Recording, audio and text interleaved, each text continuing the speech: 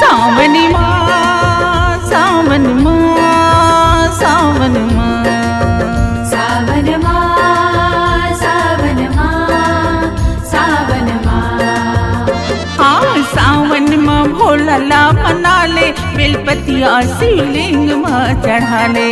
सावन माँ भोला मना ले बेलपतिया शिवलिंग माँ चढ़ा ले। ए सावन माँ भोला मना ले बेलपतिया शिवलिंग माँ चढ़ा ले।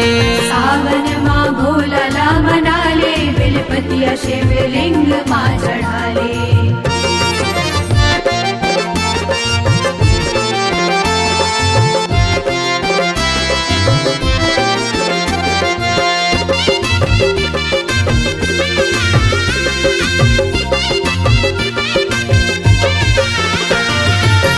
नाथ के नाथ शिवनाथ महादेवा शिवनाथ महादेवा शिवनाथ महादेवा।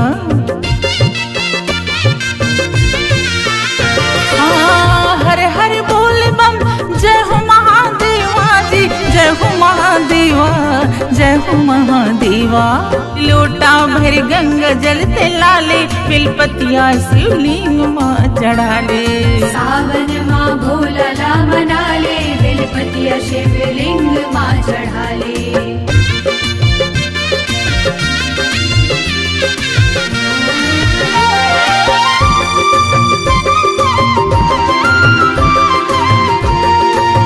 सावन माँ सावन माँ सावन माँ सावन माँ सावन माँ सावन माँ। ओ घरदानी भोला हवे महादानी जी हवे महादानी जी हवे महादानी।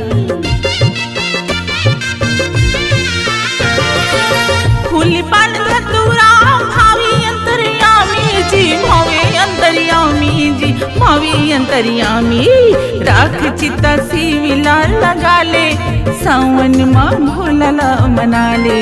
सावन माँ भोला मना ले बेलपतिया शिवलिंग माँ चढ़ा ले। सावन माँ भोला मना ले बेलपतिया शिवलिंग माँ चढ़ा ले। सावन माँ भोला मना ले बेलपतिया शिवलिंग माँ चढ़ा ले। हाँ सावन माँ भोला मना ले बेलपतिया शिवलिंग माँ चढ़ा ले। सावन माँ भोला मना ले बेलपतिया शिवलिंग